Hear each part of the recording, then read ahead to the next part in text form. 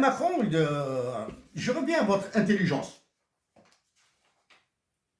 Je vous tire chapeau. Comment vous avez pu mettre sur votre façon d'avoir mis à bout pied toute la classe politique française, tous les Français qui prétendent faire de la politique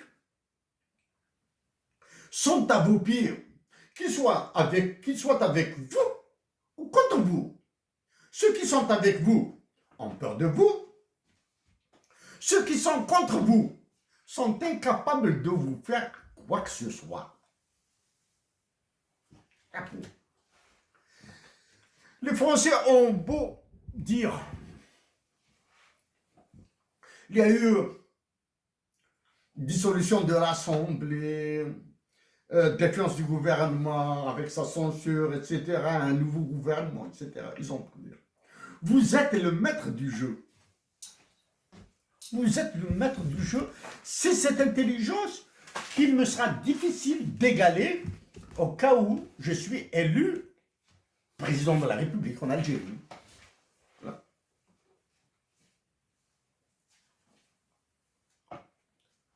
Emmanuel Macron, après avoir parlé des droits de l'homme et de l'assassinat de Ammar Slimani, je veux plutôt parler plutôt de ce que vous êtes en train de faire en France.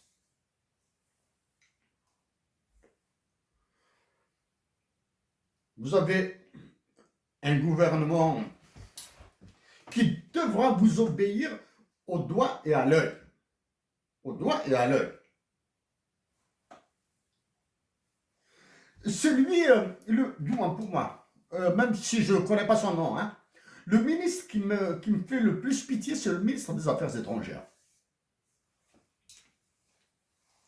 Que peut-il faire devant vos décisions? Que peut-il faire devant vos ordres?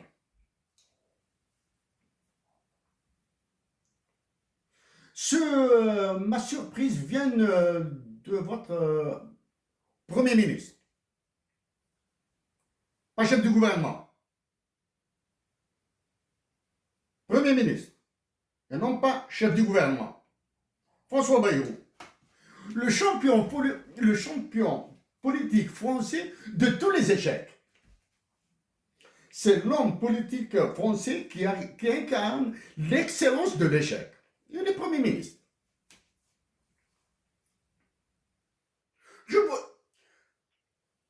Il est difficile d'avaler la pilule que c'est François Bayrou qui a composé seul le gouvernement. C'est d'une intelligence endiablée. Elle est dans le portefeuille du ministre de la Justice. Un ministre français qui a mis l'opinion publique française dans tous ses états. Ministre de la Justice. Et vous comprenez maintenant le lien avec mon compatriote Ammar Slimani. L'assassinat de mon compatriote Ammar Slimani. Ministre de la Justice. La magistrature française ressemble à la magistrature algérienne. Ça, voilà la nuance. Hein, la nuance. C'est que la justice algérienne a été privatisée par des généraux. La magistrature française est sous votre terreur. Voilà, c'est le mot. C'est votre terreur. Ce qui me surprend aussi, sur la capacité, après avoir eu un ministre des Finances et de l'Économie pendant 7 ans, et il sort quitte du massacre qu'il a conduit sous vos ordres. Alors je pense à ce massacre, je pense à votre comportement personnel, Emmanuel Macron, en tant que ministre de l'Économie. Quand celui que vous avez écrasé, François Hollande, était votre président. Votre comportement vis-à-vis de Yanis Varoufakis, le grec. ce que vous avez fait subir, ce que vous avez, votre trahison de Yanis Varoufakis est un machiavélisme d'une autre espèce. Je continue avec votre politique française là. Emmanuel Macron, je dis que, en plus de votre intelligence, vous avez un problème de mégalomanie. L'intelligence, aucun, du moins, dans la classe politique française, aucun ne peut l'égaler. Vous avez une mégalomanie. Ça, c'est un problème. Moi, j'ai de l'ambition pour mon pays. Mais mon espoir, mon rêve, c'est d'être en Algérie, dans ma Kabylie, mon village natal, dans les montagnes de la région d'Akbou, c'est ma région natale, à lire de la poésie, à faire un peu de mathématiques, un peu d'économie, etc., etc., à rire beaucoup avec mes amis, à écrire un peu, même si le talent me manque, j'écrirai un peu. Ça, c'est... Et mourir en paix. Mourir en paix, et je serai enterré à côté de mon père, de mon frère, de mes frères et sœurs, etc., dans mon village natal. Ça, c'est le truc. Donc, Emmanuel Macron, votre intelligence là, donc,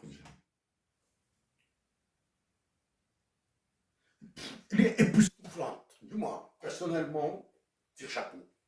Vous avez écrasé l'élite intellectuelle française, vous l'avez écrasée complètement.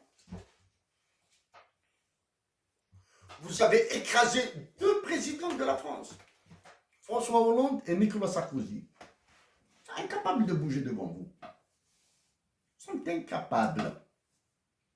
Donc, qu'allez-vous faire maintenant si le gouvernement qui dirige la France se casse la gueule? Allez-vous dissoudre l'Assemblée une autre fois? Ou bien allez-vous réviser la Constitution française pour créer la 6e République et vous représenter une 3e fois à l'élection présidentielle française? Ça, je peux parier que si vous arrivez à vous présenter une 3e fois à l'élection présidentielle française, vous serez vainqueur. Votre victoire à une 3e élection présidentielle en France, je parie le maximum.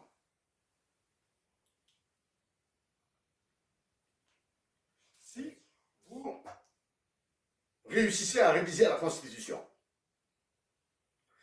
est-ce une possibilité pour vous? Oui. Une possibilité, c'est possible. Il vous a été possible de faire l'impossible. De réviser une constitution, c'est banal. Allez-vous réussir à l'imposer? Oui. Allez-vous réussir à imposer votre façon de voir la France? Certainement. Allez-vous trouver de l'opposition? Certainement pas. Parce que qu'il s'agisse du pauvre Jean-Luc Mélenchon, qui fait, malgré tout le bruit qu'il fait, etc., il est incapable de faire quoi que ce soit. Il est impuissant. Quant à vos menaces avec ces histoires d'extrême droite, etc., ça c'est du pipi de chat, là. Vous êtes dans une autre dimension de réflexion politique. Voilà, ça c'est pour un petit peu là, le topo de la France. L'Algérie. Je le répète, lors du massacre des manifestations en Guyane française, Bernard Cazeneuve, ancien Premier ministre de France, ancien ministre et Premier ministre de France, parenthèse, réussir à imposer devant le gouvernement de Bayrou des anciens premiers ministres qui, je pense, était plutôt mal apprécié de l'opinion publique française.